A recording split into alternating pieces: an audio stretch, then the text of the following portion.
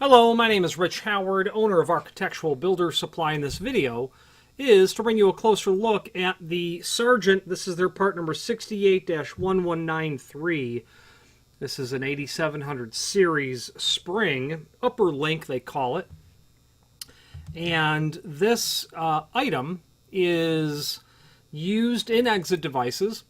There is a link below this video to a document called Parts Drawing, and it is just an excerpt from the epic parts master list that we have assembled on the manufacturer's page, which I'll point out to you in a moment.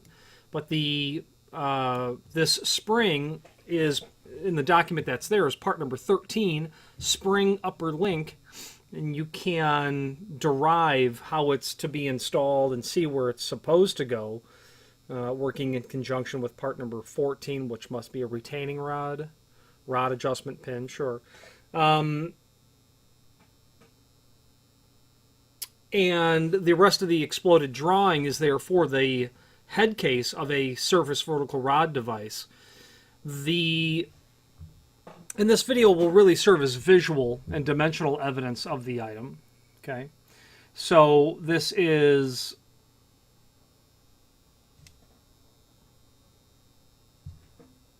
obviously a spring with a wire diameter.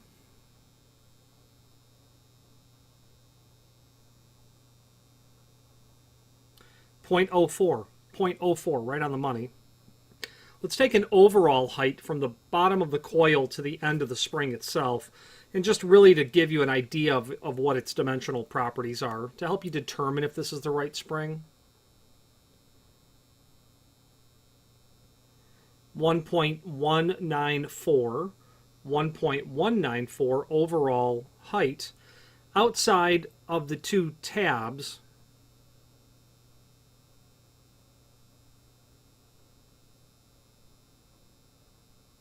I'd go with 1.133. 1.133. Overall, let's just say the overall thickness, so to speak,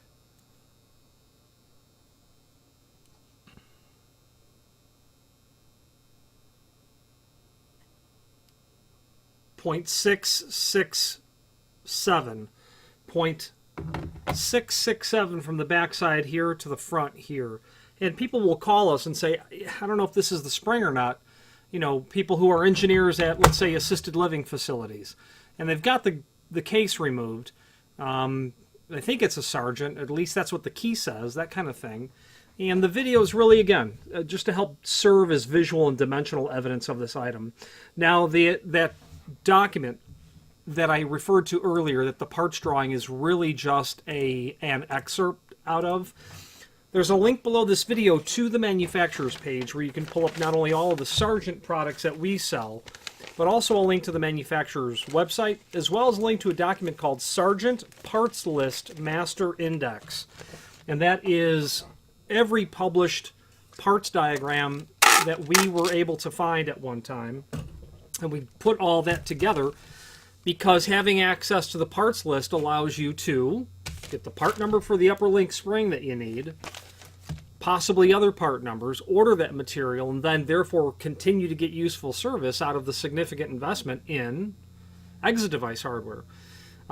Also on that manufacturer's page, other than the catalog, etc., is a template index, and then also some historical documents, old catalogs, literally late 19th century, early 20th century, and is a fascinating view down the history of products that Sargent at one time made available.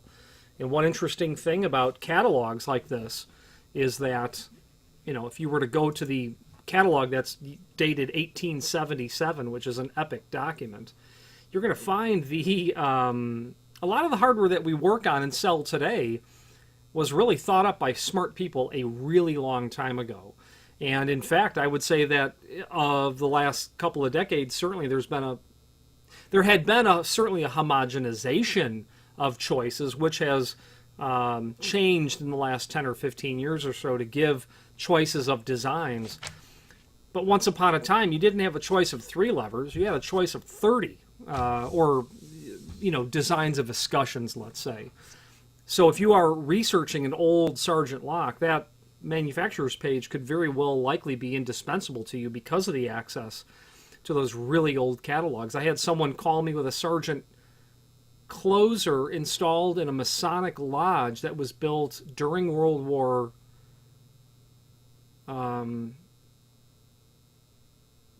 no, it was actually Great Depression era, and I was able to literally pull up a catalog and say, click this link, give it a couple of seconds here now to download. Look at page 144, and sure enough, that was the exact item. The point of that sort of reference was that we were able to have the closer repaired once we identified what it was. So as you go through that catalog, I happen to be scrolling through that 1877 catalog. I mean, the level of ornate design on the hinges alone is just simply, it's stunning. And it's even a price book that's there. There are what I would imagine to be list prices that are there. For instance, the term from 1877 on page 28 of their catalog is a parliament butt. That H-shaped hinge is called a parliament hinge. That's what we call it in the year 2019, and that's what they called it in 1877, 150 years ago, darn near, or at least getting there, right? So anyway, it's really neat to go back in time, and Sargent, the name Sargent, is a name that was there in the Connecticut area when the explosion of hardware companies was happening in the United States. In the Connecticut area is where all of that development was happening. And sure enough, these people are still headquartered out there, at least the American arm of the company that owns Sargent and many other sister companies. As you scroll through that catalog, you'll see stuff that Sargent sure does not make anymore, but it's it's an incredibly fascinating journey through the history of hardware. And if you are a locksmith or if you are someone who deals with hardware, you might like to go back and look at that stuff because you just like me might be rendered speechless as to the ornate level of material that was once available. You didn't have 3 choices. You had 30 choices, and it was beautiful. Anyway, any questions on the upper link spring or any other Sargent product, please feel free to reach out to us. And thank you.